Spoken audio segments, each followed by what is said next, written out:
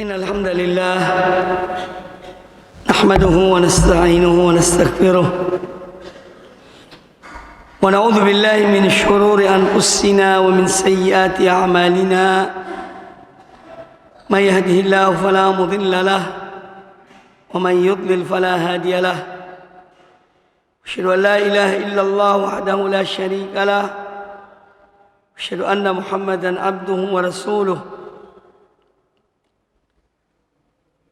يا أيها الذين آمنوا اتقوا الله حق تقاته ولا تموتن إلا وأنتم مسلمون يا أيها الناس اتقوا ربكم الذي خلقكم من نفس واحدة وخلق منها زوجها وبث منهما رجالا كثيرا ونساء واتقوا الله الذي تساءلون به والأرحام إن الله كان عليكم رقيبا يا أيها الذين آمنوا اتقوا الله وقولوا قولا سديدا يصلح لكم أعمالكم ويغفر لكم ذنوبكم ومن يطع الله ورسوله فقد فاز فوزا عظيما أما بعد.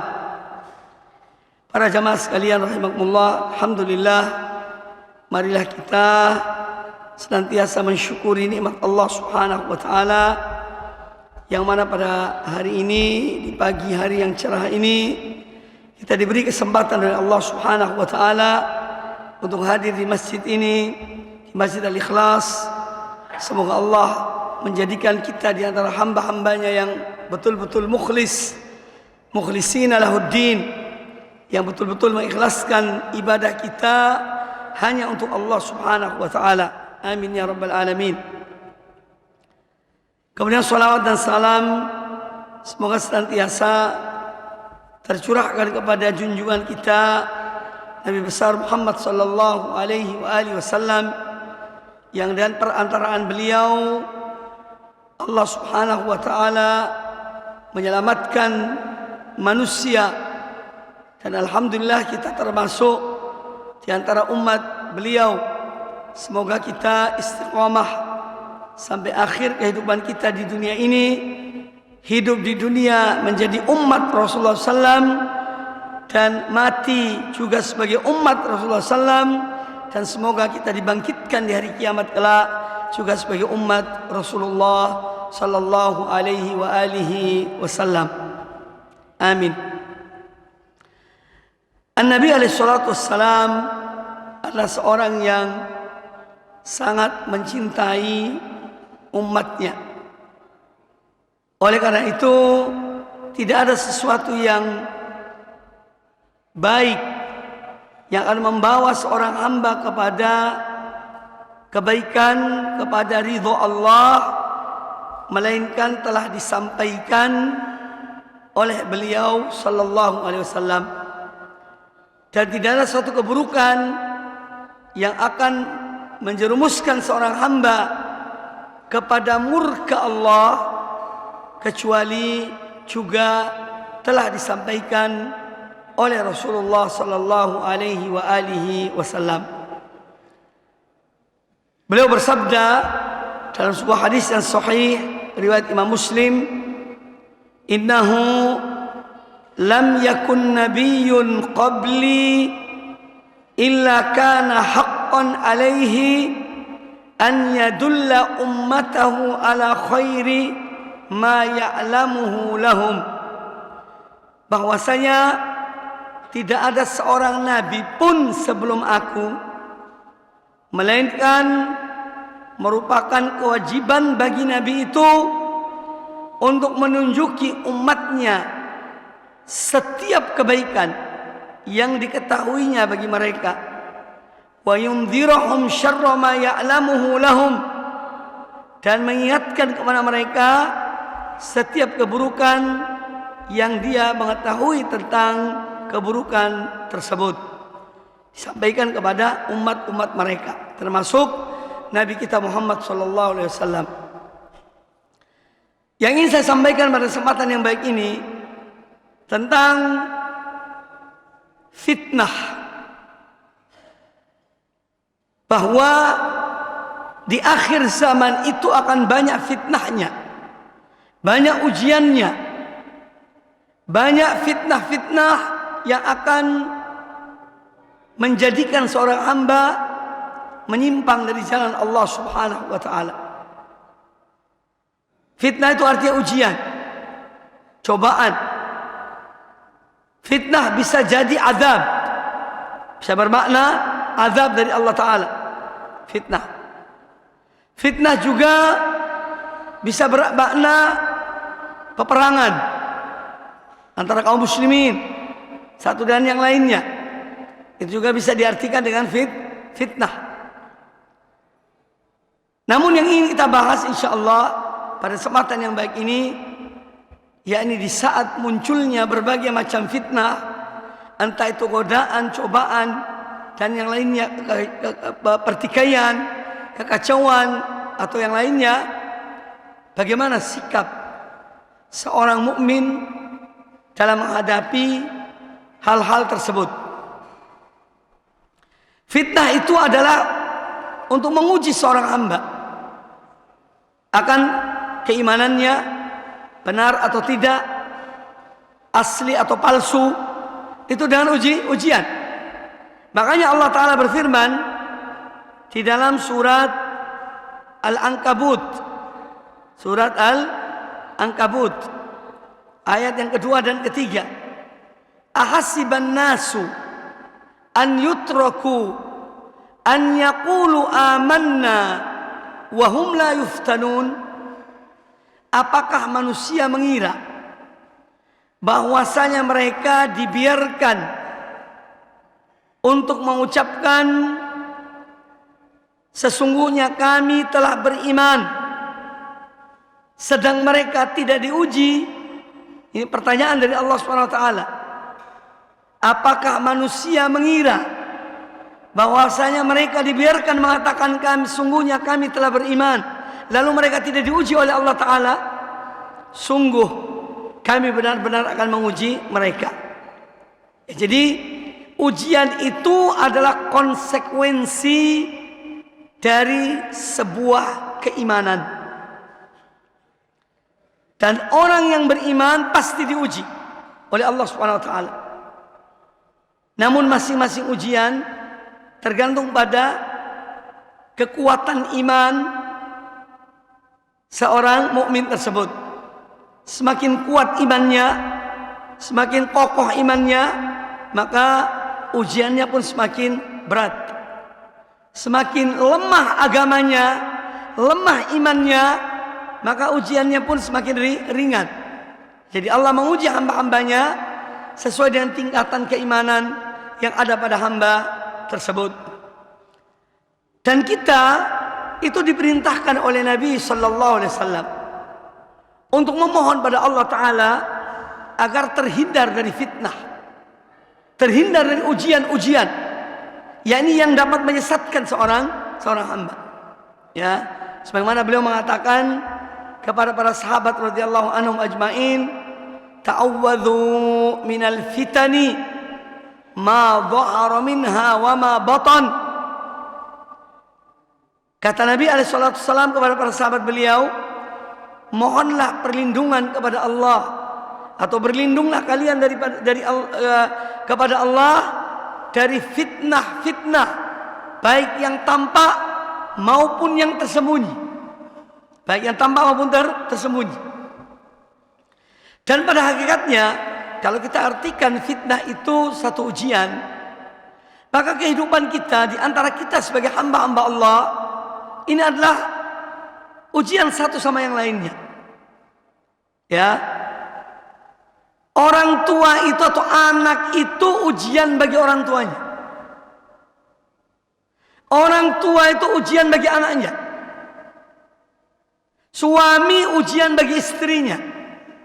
Istri ujian bagi suaminya. Ya. Penguasa ujian bagi rakyatnya. Rakyat ujian bagi penguasanya. Maka hidup ini penuh dengan ujian. Kita diuji oleh Allah Subhanahu wa taala. Kita diuji oleh Allah Subhanahu wa taala dan berbagai macam ujian. Nah, namun bagaimana kita mensikapi ujian tersebut? Dan agama kita Islam sudah menjelaskan ya bahwa Nabi alaihissalam ya dengan Quran dan hadis telah menjelaskan kepada kita bagaimana sikap perilaku seorang mukmin ketika dia menghadapi suatu ujian. Orang-orang dahulu diuji oleh Allah Ta'ala, orang-orang beriman, dan ujian yang berat. Sebagian mereka dibunuh karena imannya. Sebagian mereka disiksa karena imannya kepada Allah Subhanahu wa Ta'ala. Makanya Allah ingatkan dalam Al-Quranul Karim surat Al-Buruj, innal ladzina fatanul mu'minina wal mu'minati thumma lam yatubu falahum adzabu jahannam walahum adzabul hariq. Ini ancaman Allah kepada orang-orang kafir yang mereka menyiksa kaum mukminin dan kaum mukminat karena keimanan mereka. Karena mereka beriman disiksa oleh orang-orang kufar. Ya, makanya Allah mengancam mereka. Sesungguhnya orang-orang yang mengadab, yang menyiksa orang-orang beriman laki-laki dan wanita, thumma lam yatubu, kemudian mereka yang mengadab itu tidak bertobat pada Allah Ta'ala, falahum adzabu jahannam, maka bagi mereka azab neraka jahannam, dan bagi mereka walahum adzabul hariq, dan bagi mereka ada azab dengan mereka dibakar. Ini contoh dari fitnah dan ujian yang berat yang Allah berikan kepada kaum mukminin zaman dahulu. Kemudian ketika kita diuji dalam kehidupan kita, dalam rumah tangga, dalam bertetangga, dalam pergaulan sehari-hari, juga ada ujiannya. Ya, terkadang seorang cintanya kepada pekerjaan, lupa mendidik anak istrinya, yang ujian. Ya, istri karena sibuk, lupa melayani suaminya dan mengerjakan kewajiban-kewajiban sebagai istri. Ini juga ada ujian dari Allah Subhanahu wa Ta'ala. Makanya Nabi alaihissalam bersabda tentang ujian jenis ini, yang kedua tadi, ujian dalam kehidupan kita sehari-hari. Kata Nabi alaihissalam dalam hadis sahih, fitnatur rajuli fi ahlihi wa malihi wa jarihi tukaffiruha as-salatu was-siyamu was-sadaqah. Kata Nabi alaihissalam, ujian bagi seseorang pada keluarganya, pada hartanya, pada tetangganya, ini bisa terhapus dengan seorang mengerjakan sholat, puasa, dan bersedekah. Artinya sehari-hari kita ini kadang-kadang berbuat dosa karena interaksi kita. Kadang-kadang demikian. Ya, kadang ya seperti tadi, seorang lupa ya, atau menangguhkan, menunda sholat karena kepentingan dunia, karena hartanya, karena istrinya, karena anaknya, karena tetangganya, atau yang lainnya. Ini semua ujian sebetulnya. Namun bagaimana supaya kita ini ya terampuni, ya, dosa-dosa kita dalam hal ini diampuni oleh Allah Ta'ala. Kata Nabi alaihissalam, yang seorang memperbanyak sholat, selain sholat wajib dia sholat sunnah, memperbanyak puasa, selain puasa wajib dia juga puasa sunnah, memperbanyak sedekah, selain sedekah yang wajib itu zakat, juga sedekah-sedekah yang bisa dia lakukan dan menginfakkan sebagian dari hartanya. Maka perbanyaklah ibadah ya sehari-hari, ini insya Allah akan ya menghapus dosa seseorang karena ujian dalam kehidupannya, dalam keluarganya. Ini pedoman dari Nabi alaihissalam. Nah, namun ada ujian yang lebih dahsyat dari itu. Pernah suatu ketika, ini disebutkan oleh Usama bin Zaid radhiyallahu anhuma, asyrafa An-Nabi sallallahu alaihi wasallam ala utumin min atamil Madinah. Pernah suatu ketika Nabi alaihi salatu wasallam naik ke sebuah tempat yang tinggi di kota Madinah. Salah satu benteng yang ada di kota Madinah. Faqala, lalu beliau berkata, hal tarawna ma ara? Apakah kalian melihat apa yang aku lihat? Karena ketika itu beliau bersama beberapa sahabat beliau naik ke satu tempat yang tinggi di kota Madinah. Lalu beliau melihat dan beliau bertanya kepada para sahabat, apakah kalian melihat apa yang aku lihat? Qalu la. Kata para sahabat, tidak, kami tidak melihat. Kata Nabi alaihi salatu wassalam, fa inni la aral fitana taqa'u khilala buyutikum kawaqil qatri. Sesungguhnya aku benar-benar melihat fitnah-fitnah itu berjatuhan dan ibaratnya seperti jatuhnya air hujan yang mengenai semua rumah-rumah kalian. Jadi berita ini sudah disampaikan oleh Nabi sallallahu alaihi wasallam semenjak 1400 tahun lebih, bahwa akan masuk fitnah-fitnah itu dalam rumah-rumah kaum muslimin. Fitnah-fitnah yang membuat mereka lupa dan lalai. Fitnah-fitnah yang membuat mereka terlena dengan kehidupan dunia ini. Yang jatuhnya dalam jumlah banyak, ibarat curahan air hujan. Ini sudah disampaikan oleh Rasulullah sallallahu alaihi wasallam. Hadis tadi diriwayatkan oleh Imam Al-Bukhari di dalam Sahih Bukhari. Kemudian hadis yang lain juga riwayat Imam Bukhari dan Imam Muslim tentang akan banyaknya ujian di akhir zaman. An Abi Hurairah radhiyallahu anhu qala, dari sahabat Abu Hurairah radhiyallahu anhu, beliau berkata, qala Rasulullah sallallahu alaihi wasallam, Rasulullah sallallahu alaihi wasallam bersabda, la taqumu sa'atu hatta yuqbadal ilmu. Tidak akan terjadi hari kiamat sehingga ilmu agama itu dicabut. Sesuatu saat di akhir zaman tidak ada lagi orang mempelajari agama. Tidak akan terjadi hari kiamat sehingga ilmu dicabut oleh Allah Ta'ala.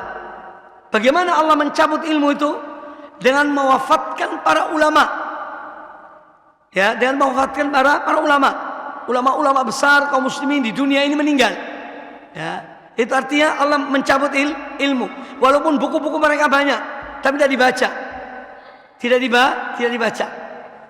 Jadi Allah mencabut ilmu atau dari kaum muslimin. La taqumus sa'atu hatta yuqbadal ilmu. Tidak akan terjadi hari kiamat sehingga Allah mencabut ilmu agama ini. Wa yataqarabuz zaman. Dan tidak terjadi hari kiamat sehingga waktu ini semakin cepat. Waktu semakin cepat. Wa takthuruz zalazil. Dan akan terjadi banyak gempa bumi.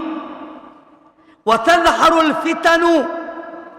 Dan akan muncul berbagai macam fitnah. Ini di akhir zaman. Wa yakthura al-harju. Wa yakthura al-harju. Dan akan banyak terjadi al-harj. Qalu al-harju ayyuma huwa ya Rasulullah.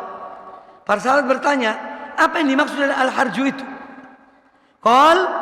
Kata Nabi alaihissalam, al-qatlu. Jadi terjadi banyak pembunuhan. Hadis dari Imam Bukhari dan Imam Muslim. Ini contoh-contoh hadis Nabi SAW yang menjelaskan kepada kita tentang akan munculnya berbagai macam fitnah di akhir zaman. Sebagian kita rasakan, sudah kita lihat, dan tentu yang lainnya belum. Sebagian sudah, sebagian belum. Lalu bagaimana sikap seorang muslim, muslimah ketika munculnya berbagai macam ujian dan fitnah di akhir zaman, yang mana manusia terlena, lupa, lalai dan kehidupan akhiratnya? Ya, ini ada langkah-langkah yang bisa dilakukan oleh seorang muslim dan muslimah agar dia tetap hidup istiqamah di atas agama Allah, istiqamah di atas agama Rasulnya sallallahu alaihi wasallam. Nah, para ulama menyebutkan pertama adalah ya, ini sebagai bekal seorang mukmin di zaman yang banyak ujiannya. Ya, di zaman yang banyak ujiannya. Yang pertama, bekal seorang muslim yang pertama adalah senantiasa memohon taufik dan ketetapan hati kepada Allah Subhanahu wa ta'ala.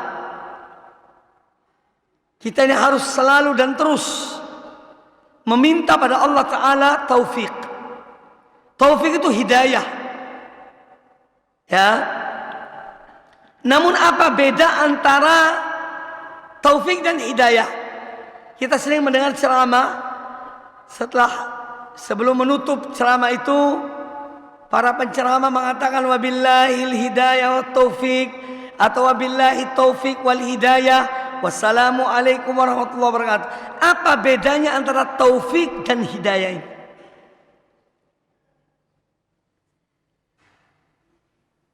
Taufik dan hidayah perbedaannya, ya, bahwa hidayah itu ada dua macam. Hidayah, petunjuk, itu ada dua macam. Ada petunjuk berupa keterangan. Hukum sholat 5 waktu wajib. Hukum minum khamar haram. Hukum makan riba haram. Ini semua petunjuk. Ya, Islam itu agama yang hak. Selain Islam itu batil. Ini pedoman.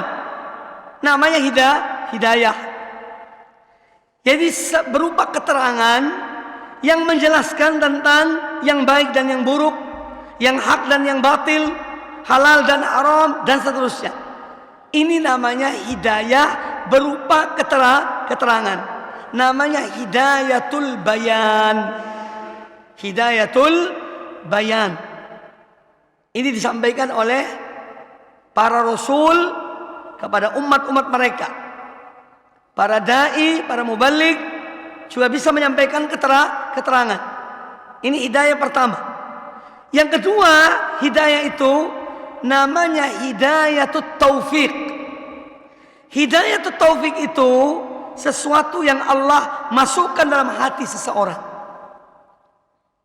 Yang bisa memasukkan taufik itu hanya Allah. Ya, hanya Allah. Tidak ada yang bisa memberikan taufik pada seorang kecuali Allah. Makanya kita melihat dalam kehidupan ini, ada orang muslim tahu hukum sholat 5 waktu itu wajib. Berarti hidayah berupa keterangan sudah sampai kepadanya bahwa hukum sholat 5 waktu wajib. Tapi dia meninggalkan sholat. Ini berarti dia tidak mendapat taufik. Dia mengetahui keterangan, tapi tidak diamalkan.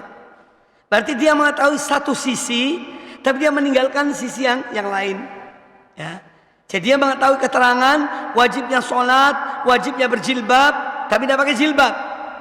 Ya, berarti dia mendapat keterangan hidayah berupa keterangan, tapi tidak diamalkan karena tidak mendapat taufik. Itu perbedaannya antara hidayah dan taufik. Jadi taufik itu lebih khusus. Allah yang memberikan kepada seorang hamba taufik itu. Makanya ketika seorang dia bisa beribadah, sholat 5 waktu di masjid, ya, dia melakukan amal-amal kebaikan, itu murni taufik dari Allah. Harus dijaga. Nah, sekarang ketika kita membaca setiap hari, ihdinas siratal mustaqim, tunjukilah kepada kami jalan yang lurus. Kita minta pada Allah petunjuk kepada jalan yang lurus. Ini pada hakikatnya kita meminta pada Allah dua jenis taufik ini, dua jenis hidayah. Hidayah taufik berupa keterangan, berupa ilmu, supaya kita bertambah ilmu kita.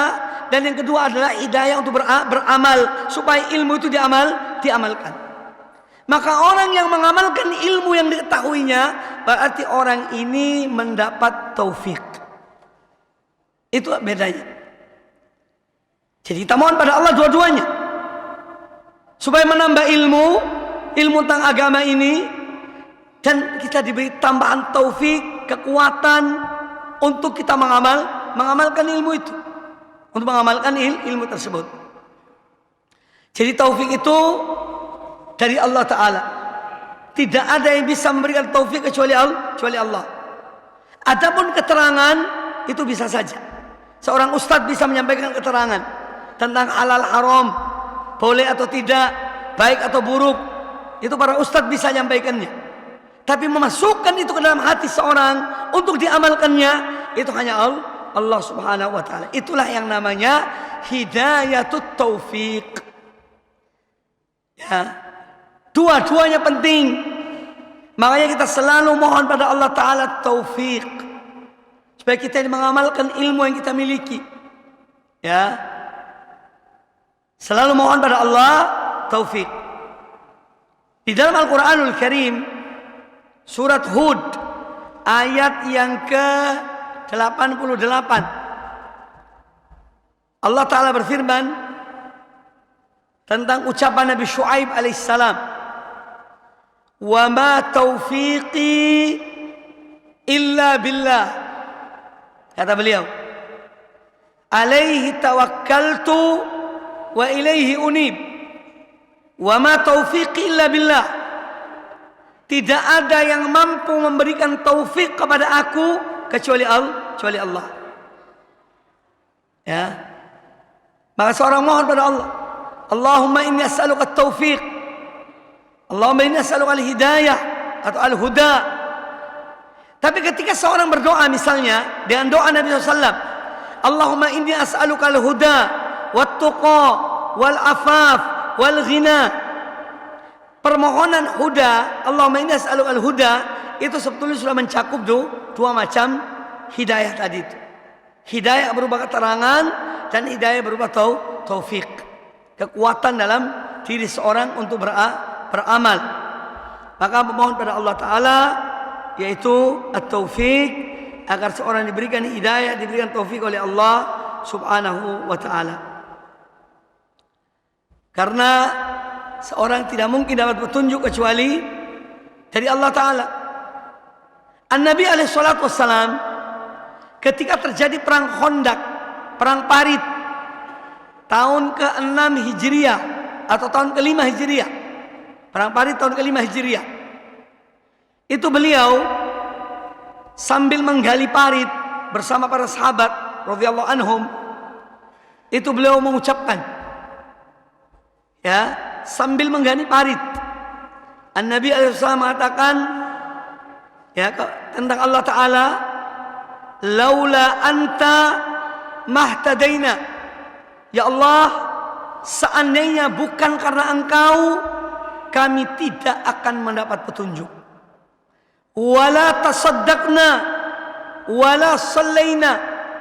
Dan seandainya bukan karena engkau ya Allah, kami tidak akan bisa memberikan sedekah.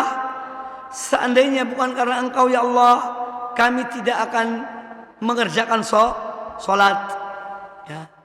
Fa'anzilan sakinatan alaina, maka turunkanlah ketenangan kepada kami. Wa thabbitil aqdam idza laqaina, dan tetapkanlah pendirian kami di saat kami menghadapi musuh.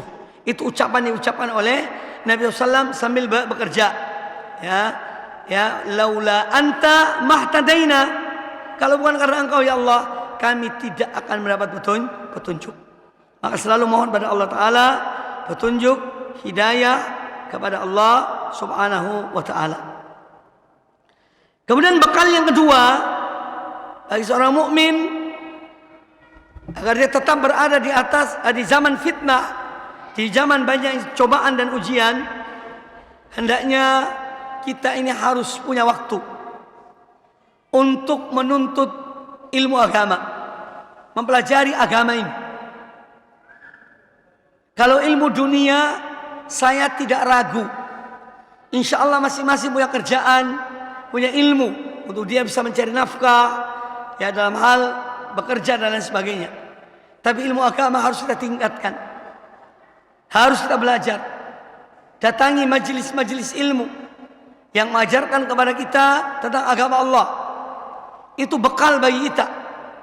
Jadi mempelajari ilmu-ilmu agama ini adalah salah satu sebab seorang selamat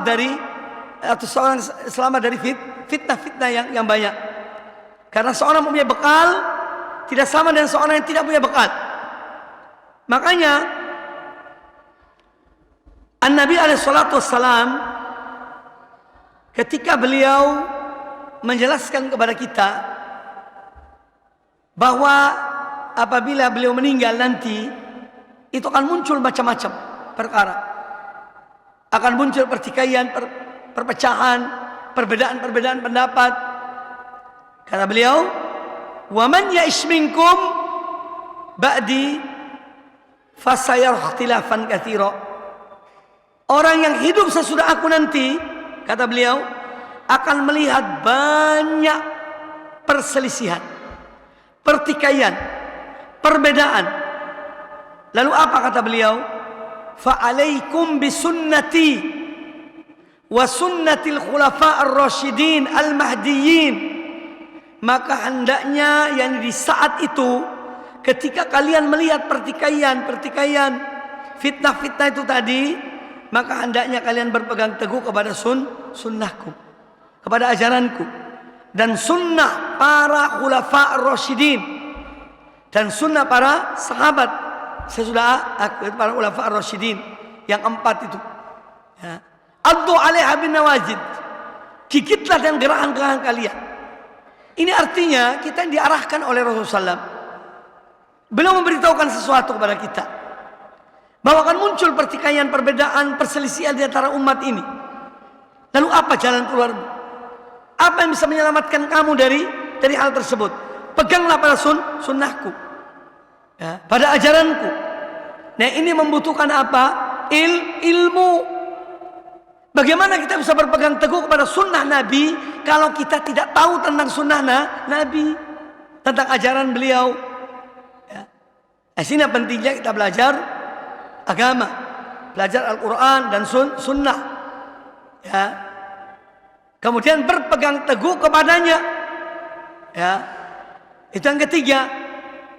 Tidak sekedar mempelajari, tapi betul-betul kita kembali kepada tuntunan Quran dan sunnah. Kalau ada perbedaan-perbedaan, perselisihan, kembali pada Quran dan sunnah. Ada ribut masalah warisan, fulan sama fulan, satu saudara, ya. Maka kembali kepada ajaran Allah dan Rasulnya. Allah sudah membagi warisan itu, sudah ada ketentuannya. Setiap orang harus ridho dengan ketentuan Allah. Tidak usah ribut. Rezeki Allah yang memberikan. Jangan sampai kita mengambil hak orang lain, hak saudara kita. Ya, jadi ada hal-hal perselisihan, suami istri ribut, ya, atau yang lainnya. Kembali pada tuntunan Quran dan Sunnah, sudah ada aturannya. Perbaiki mereka, damaikan mereka. Kalau mau silakan, tidak mau damaikan, ya ada jalan yang lain. Jadi merujuk pada Al-Quran dan Sunnah Nabi Sallallahu Alaihi Wasallam. Kemudian yang bekal yang kelima atau yang keempat, ya, di zaman banyaknya ujian dan fitnah ini, harus tanamkan dalam diri kita rasa khawatir menyimpang. Karena hati manusia itu di tangan Allah Subhanahu wa taala. Hati manusia di tangan Allah taala. Allah membolak-balik hati manusia sesuai dengan kehendak Allah. Ya. Allah kalau memberikan petunjuk pada seorang hamba, Allah tidak peduli siapapun hamba itu. Dari kalangan manapun dia. Kalau Allah tetapkan orang yang dapat petunjuk, maka dia dapat petunjuk. Sama sebaliknya. Allah pun tidak peduli kalau menyesatkan hambanya, siapapun dia, disesatkan oleh Allah Ta'ala. Allah Maha Kuasa atas segala sesuatu. Tapi Allah tidak mendolimi hamba-hambanya. Maka di sini harus ada rasa khawatir, rasa takut dalam diri kita. Tanamkan. Kalau sampai kita ini menyimpang. Sehingga dengan demikian kita berupaya untuk selalu istiqomah. Karena khawatir menyimpang. Khawatir tergelincir. Ya. Banyak orang tergelincir setelah menjadi baik. Ya. Tidak sedikit orang yang murtad setelah Islam.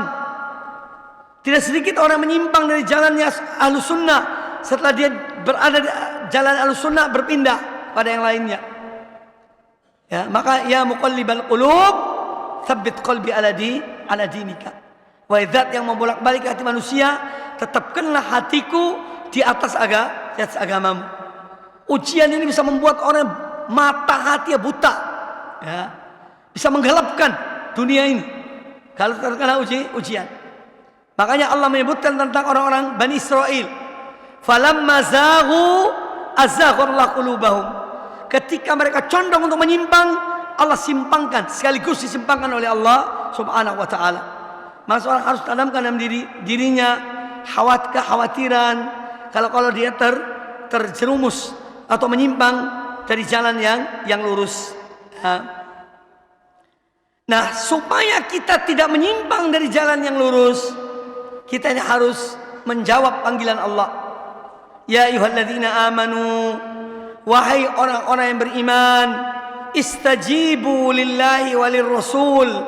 Jawablah panggilan Allah dan panggilan Rasulnya. Idza da'akum lima yuhyikum, tatkala dia Rasulullah menyeru kalian kepada sesuatu yang kepada kehidupan kalian, itu kehidupan akhirat. Maka salah satu upaya untuk tidak bengkok hati kita ini, ayo kita menjawab panggilan Allah dan mengerjakan perintah-perintah Allah, menjauhi larangan-larangan Allah, dan terus mempelajar agama. Ya, sehingga kita tahu mana yang baik, mana yang buruk, mana halal, mana haram, dan seterusnya. Kemudian di antara bekal bagi seorang mukmin, ya, di antara bekal seorang mukmin di zaman yang banyak fitnahnya, at-tasalluh bitaqwallah, mempersenjatai diri dengan selalu takwa kepada Allah, dan selalu takwa kepada Allah Ta'ala. Bertakwa pada Allah itu dan melaksanakan perintah-perintah Allah. Jaga perintah-perintah Allah itu. Jaga larangan-larangan Allah supaya jangan dilakukan. Ya, jadi takwa ini ada bekal bagi seorang mukmin di saat munculnya fitnah. Dengan mempersenjatai diri dengan takwa. Ya ayyuhalladzina amanu ittaqullah.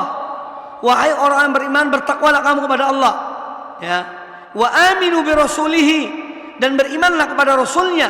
Yu'tikum kiflaini min rahmatihi. Allah akan memberikan 2 kali lipat ganjaran dari rahmatnya untuk kamu sekalian. Jadi takwa ini adalah membekali seorang, mencegah seorang dari terjerumus dalam fitnah. Karena ketika munculnya fitnah itu, godaan, cobaan, ya, rayuan-rayuan duniawi, seorang sudah tidak lagi mengenal halal dan haram. Ya, itu ketika munculnya fitnah itu. Saya tidak mengatakan tidak boleh, ya, atau ini masalah yang perlu dipelajari. Sekarang ini seorang dengan cara apapun, walaupun harus keluarkan duit 1 miliar, mau langsung berangkat haji tahun ini, tapi sudah tidak selesai prosedur lagi. Padahal haji itu ibadah haji itu. Ya. Ini contoh. Ini artinya fitnah. Mentang-mentang punya duit, orang yang semestinya berangkat tidak jadi berangkat. Saya harus naik, bayar. Padahal ini contoh. Apakah ini termasuk fitnah apa tidak? Ya fitnah. Ya. Ujian. Ya. Dan banyak hal. karena sesuatu hal, urusan-urusan kadang-kadang perkara duniawi, seorang menghalalkan yang haram. Jadi kalau tidak ada rasa takwa dalam diri seorang, dia akan terjumus, termakan. Sini pentingnya takwa. Sini pentingnya takwa. Kezaliman terjadi karena tidak ada takwa dalam diri seorang. Maka seorang yang bertakwa pada Allah Ta'ala, dia akan terjaga dari fitnah. Seorang wanita ya berdandan, datang pesta kawin lebih cantik dari kemanten. Ya. Ini fitnah. Padahal kalau dia punya takwa, aku ini istri seseorang, seyogyanya yang sewajarnya. Datang ke pesta kawin itu yang biasa-biasa saja. Ya bolehlah, ya ini pakai pakaian yang, tapi jangan berlebihan. Takwa pada Allah. Kita harus punya aurat. Ya, tidak boleh menampakkan kecantikan pada orang lain. Contohnya, nah kalau tidak punya ketakwaan, ya mejeng. Ya, inilah aku, istri si fulan, paling cantik, paling kaya. Karena tidak ada rasa takwa. Padahal undangan itu, keharusan seorang dalam menghadiri undangan ketika dia menghadiri untuk menghormati orang yang mengundang, bukan untuk pameran, pamer kekayaan, pamer kecantikan, bukan. Ya, menghadiri pernikahan itu untuk menghormati orang yang mengundang kita. Kita hadir, alhamdulillah, kita mendoakan mereka.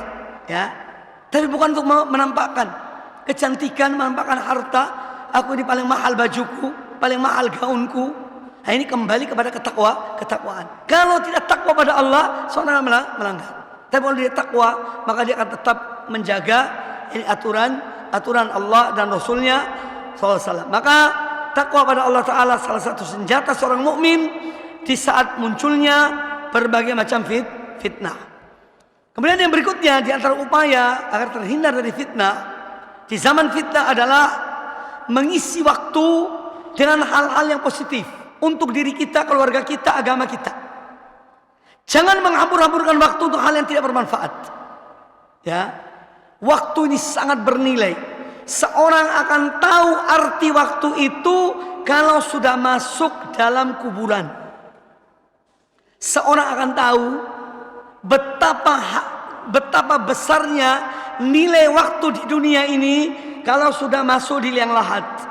Baru tahu. Sekarang kita masih hambur-hamburan waktu.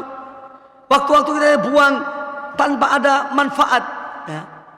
Seorang akan tahu umurnya kalau sudah mati. Maka mumpung masih ada umur, ada kesempatan, ayo manfaatkan waktu dengan sebaik-baiknya. Tidak akan kembali waktu ini. Yang sudah berlalu tidak akan kembali.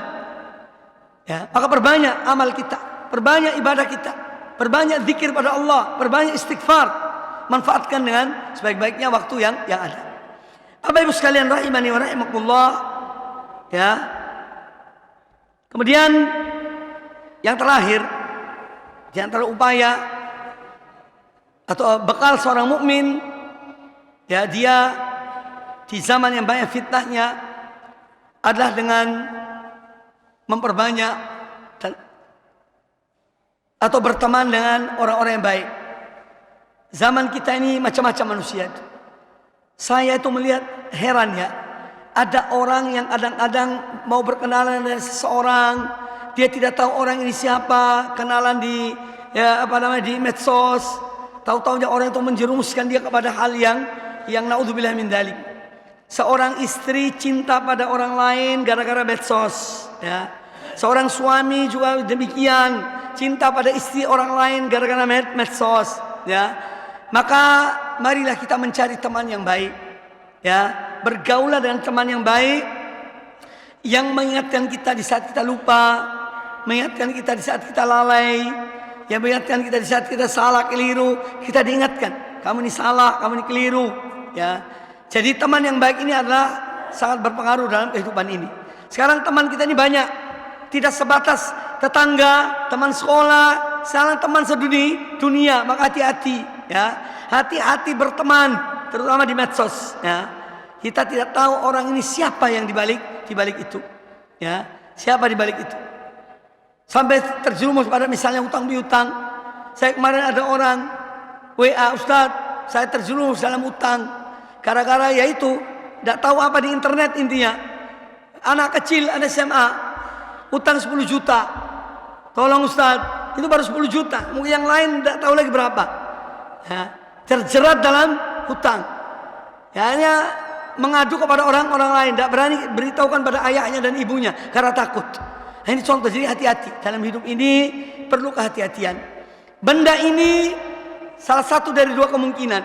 Bisa dia menjerumus, dia membawa kita ke surga, bisa menjerumus ke neraka. Benda ini tergantung bagaimana kita memanfaatkannya. Mudah-mudahan apa yang disampaikan bermanfaat bagi kita semuanya. Sekarang ada kesempatan untuk bertanya. Silakan. Yang ingin bertanya, tafadhol. Silakan. Tanya apa saja boleh. Boleh yang berkaitan dengan materi kita atau yang lainnya boleh. Baik, ini pertanyaan tentang fikih. Fikih ini masalah yang luas. Pertanyaannya, apakah ada sholat qobliyah Jumat jika kita kembali ke zaman Rasulullah SAW dan mengikuti Rasulullah SAW, tidak ada qobliyah Jumat. Ya, yang ada itu tahiyat masjid. Rasulullah SAW dahulu kalau sudah saat masuk waktu langsung naik ke mimbar. Kemudian ada sholat sunnah sebelum Jumat itu ada. Misalnya seorang masuk masjid jam 11, adzan zuhur jam 11.30. Pertama masuk, sholat 2 rakaat, sholat tahiyat masjid.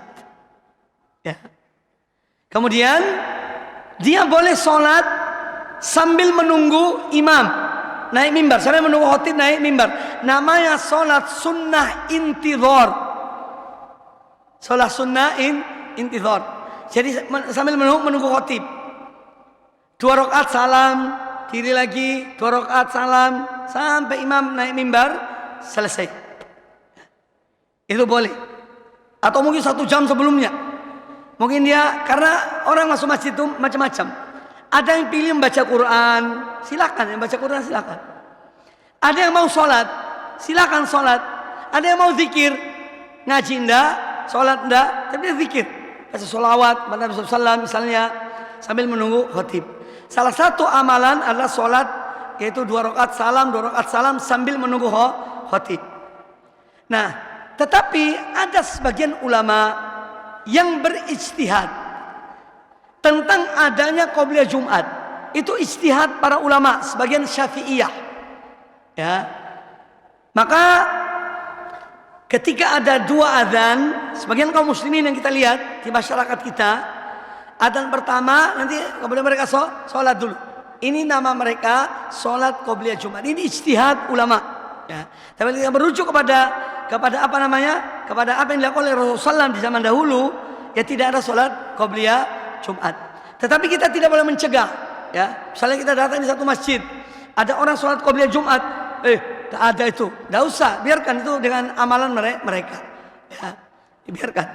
Tapi yang jelas bahwa tidak ada qobliyah Jumat. Kalau misalnya seorang masuk Jumat, ketika khotib sedang menyampaikan khutbah, 1 orang datang masuk, maka dia dianjurkan tetap sholat tahiyat masjid. Tahiyat masjid 2 rakaat, tapi dipercepat, ya, dipercepat. Karena kejadian di zaman Nabi SAW, ketika belum menyampaikan khutbah, ada seorang sahabat masuk. Sahabat langsung duduk. Kata Nabi SAW sedang khutbah, kamu sudah sholat belum? Belum ya Rasulullah. Qum, sholli. Kata Nabi SAW, bangunlah, sholatlah 2 rakaat. Wa tajawaz, dan percepat sholatnya. Itu tuntunan Rasulullah SAW di hari Jumat. Satu tuntunan beliau. Yang lain silakan. Ada pertanyaan? Fadhal. Baik, pertanyaannya tentang apakah boleh sholat Jumat 2 rakaat bagi musafir itu dijamak dengan sholat asar. Seorang musafir di tengah perjalanan mereka ketemu masjid. Kata musafirnya, ayo kita mampir yuk sholat Jumat. Ya, masuklah mereka di masjid, ikut sholat Jumat. Pertanyaannya, boleh enggak dia nanti setelah sholat Jumat dijamak dengan sholat asar?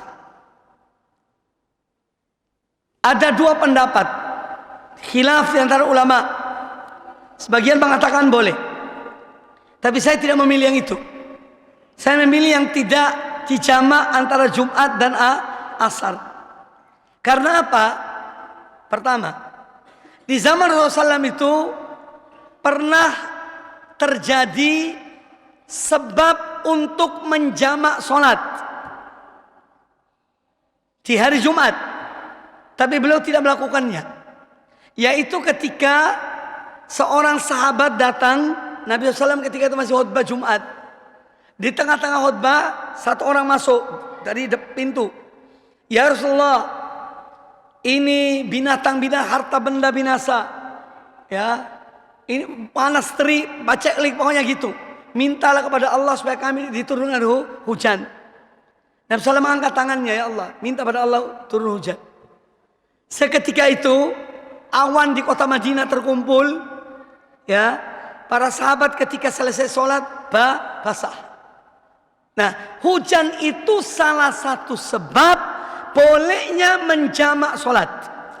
Cuma di kita, masyarakat kita kan jarang kan lakukan. Padahal hujan salah satu sebab bolehnya jamak sholat. Ya, misalnya kita masuk masjid maghrib di Masjid Al-Ikhlas, hujan lebat, boleh dijamak habis maghrib, qomat, sholat isya. Tapi 4, bukan di qasar ya, bukan di qasar, karena kita bukan musafir. Setelah hujan pulang, selesai. Itu boleh, dalam agama itu boleh. Hanya saja jarang diamalkan. Kalau diamalkan dibilang, waduh ini agama baru ini. Padahal itu sunnah. Itu ajaran. Jadi salah satu penyebab jamak sholat itu adalah hujan. Nah, ketika di zaman Rasulullah SAW itu terjadi sebab tersebut, tapi Nabi SAW tidak menjamak antara Jumat dan asar. Ini yang pertama. Yang kedua, sholat Jumat itu sholat Jumat dan zuhur berbeda.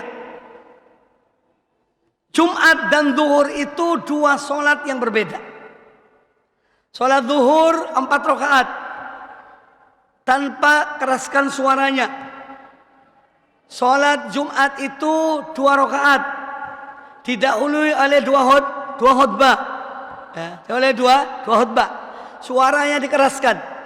Jadi tidak sama antara Jumat dan zuhur. Kemudian maka karena tidak sama maka tidak dijamak. Ya. Sekarang misalnya ada orang bertanya, Ustaz, saya masuk masjid di hari Jumat musafir, ya. Ketika imam sholat Jumat, aku niatnya zuhur. Ya. Aku niatnya sholat zuhur. Imam sholat Jumat, tapi aku niat zuhur makmuman. Jawabannya, ketika seorang datang di hari Jumat di masjid, itu panggilannya bukan untuk sholat zuhur. Panggilannya sholat Jumat. Wa idza nudiya lis-sholati min yaumil jumu'ati fas'au ila dzikrillah. Jadi kalau seorang datang Jumatnya sholat Jumat, jangan sholat zuhur bersama imam, karena panggilannya untuk sholat Jumat. Maka saya telah mempelajari masalah ini, ya mantap. Kalau safar, ya, itu tidak menjamak antara Jumat dan asar. Kalau Jumat, nanti waktu asar sholat 2 rakaat. Ya. Tapi yang mau ikut mazhab yang lain silakan, ya menjamak antara Jumat dan asar. Ini saya hanya menyampaikan dua pendapat. Saya cenderung kepada pendapat yang kedua, yang tidak menjamak antara Jumat dan asar, karena sholatnya berbeda. Wallahu a'lam. Yang lain silakan. Si ada? Cukup? Satu lagi yang terakhir, kan baru 2, 3. Kalau ketiga saya yang bertanya. Terakhir ya, ini 3 ya. Witir. Ya betul. Jadi yang lebih afdal itu kita mengkosor gini loh. Menjama itu di saat orang itu dalam perjalanannya jama kok kosor. Tapi kalau seorang sudah sampai di negerinya, di tempatnya, tempat tujuannya, itu lebih afdal dia mengkosor. Jadi sholat zuhur pada waktunya 2 rakaat, sholat asar pada waktunya 2 rakaat, dan seterusnya. Itu lebih utama begitu. Kecuali kalau dia dalam perjalanan, karena sulit kalau harus berhenti. Jadi langsung jama kosor. Ya. Adapun mengkosor sholat waktu perjalanan atau bagi musafir itu lebih afdal. Itu lebih afdal daripada dia menyempurnakannya. Ya, karena itu memang yang dilakukan oleh Rasulullah SAW. Masalah ini masalah banyak ikhtilaf, perbedaan di kalangan ulama. Tapi yang jelas bahwa seorang musafir itu ya lebih utama dia itu mengkosorkan sholatnya. Kalau dia butuhkan untuk menjamak sholat, maka lebih utama dia jamak dan kosor, terutama di tengah-tengah perjalanannya. Tapi kalau dia sudah sampai di satu tempat, dia tahu misalnya dia tinggal di tempat itu 2 minggu, 3 minggu, maka sebaiknya dia bersama orang mukim, ya, sholat bersama yang mukim. Kalau dia pergi misalnya, saya punya tugas Jakarta 1 bulan sana, tahu tanggal ini berangkat, tanggal baliknya sekian, maka sebaiknya bersama atau dia sempurnakan sholatnya. Dia sempurnakan sholatnya. Wallahu a'lam. Cukup ya. Baik, semoga apa yang disampaikan bermanfaat bagi kita semuanya. Alhamdulillahirrahmanirrahim. Salatu wassalamu ala asyrafil anbiya'i wal mursalin wa ala alihi washabihi ajma'in. Allahumma qsim lana min khasyatika ma tahulu bihi bainana wa baina ma'asik, wa min ta'atika ma tuballighuna bihi jannatak, wa min al-yaqini ma tuhawwinu bihi alaina masa'ib ad-dunya. Allahumma matti'na bi asma'ina wa absarina wa quwwatina ma ahyaytana waj'alhu al-waritha minna waj'al tha'rana ala man zalamana wansurna ala man adana wa la taj'al musibatana fi dinina wa la taj'al ad-dunya akbar hammina wa la mablagha ilmina wa la tusallit alaina من لا يرحمنا ربنا آتنا في الدنيا حسنة وفي الآخرة حسنة وقنا عذاب النار وصلى الله وسلم وبارك على نبينا وعلى آله وصحبه أجمعين والحمد لله رب العالمين ثم السلام عليكم ورحمة الله وبركاته.